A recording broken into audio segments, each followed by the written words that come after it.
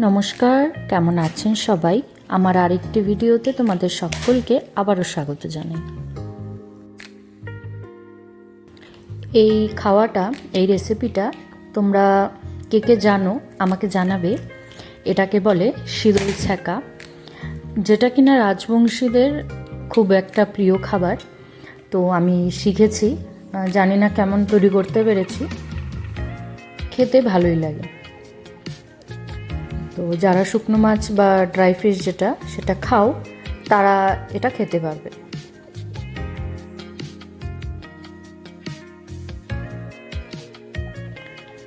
এটা হলো সেই শীতল, যেটা হলো মাছ আর কিছু দিয়ে ওরা তৈরি করে অনেক দিন স্টোর করে রাখে। তো সেটাই আমি এখানে নিয়েছি, 1 চামচ মতো নিয়েছি রসুন, কাঁচা লঙ্কা, ওটা হলো সোডা, আর এখানে আমি আজকে বেগুন দিয়ে করছি।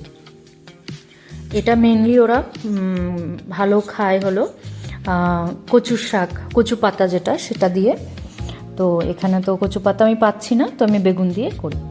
প্রথমে এই শীতলের এই লাড্ডুটাকে আমি এটাকে ভেঙে নেব হাত দিয়ে।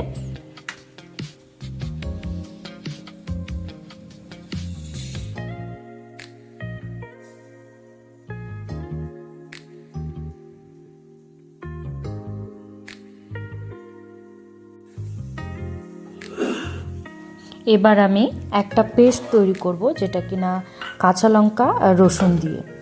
তো এটাকে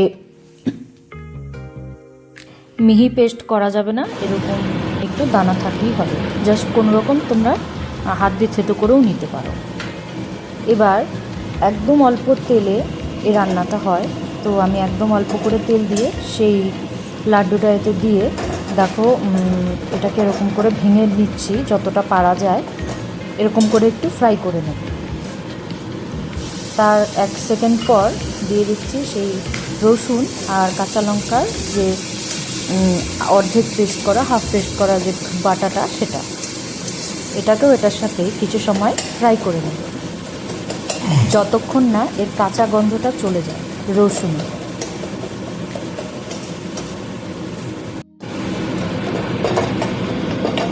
দেখো কালারটা অনেকটা চেঞ্জ হয়ে এসছে, আমি কিছু সময় ফ্রাই করে নিয়েছি। এবার এতে সেই কেটে ধুয়ে রাখা বেগুনটা আমি দিয়ে দিচ্ছি।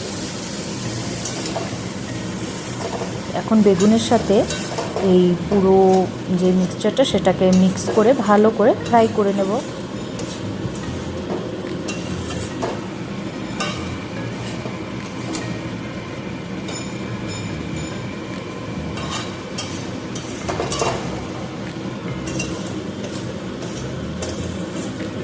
দিয়ে দেব পরিমাণ মতো লবণ।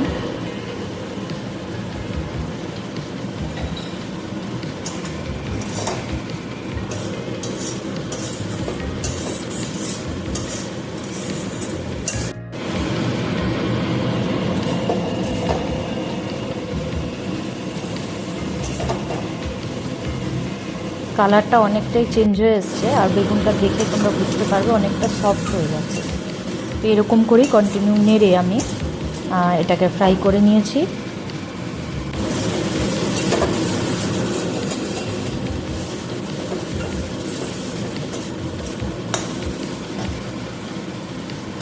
এবার এতে দিয়ে দেব পরিমাণ মতো জল। তো জলটা একটু বেশি করেই দিতে হবে। এখানে আমি মিক্সির বাটিটাই ধুয়ে দিয়ে দিচ্ছি।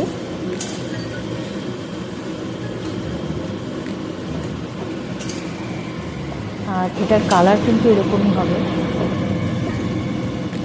ফোটাও শুরু হয়ে গেছে এটা।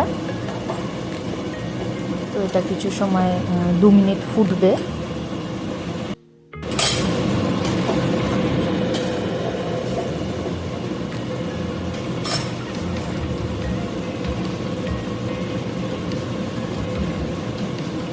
এবার এতে দিয়ে দিচ্ছি যে পরিমাণে লবণ দিয়েছি তার হাফ সোডা, বেকিং সোডা যেটা তোমরা জানো, সেটাই দিয়ে কন্টিনিউ নেড়ে এটাকে মিক্স করে নিতে হবে।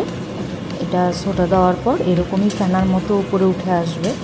হিটটাকে অবশ্যই লো রেখে এটাকে কন্টিনিউ নেড়ে যেতে হবে। শেষে এই সোডার কারণে একদম ম্যাশ হয়ে যাবে বেগুনটা, তো ওই নিয়ে চিন্তার দরকার নেই।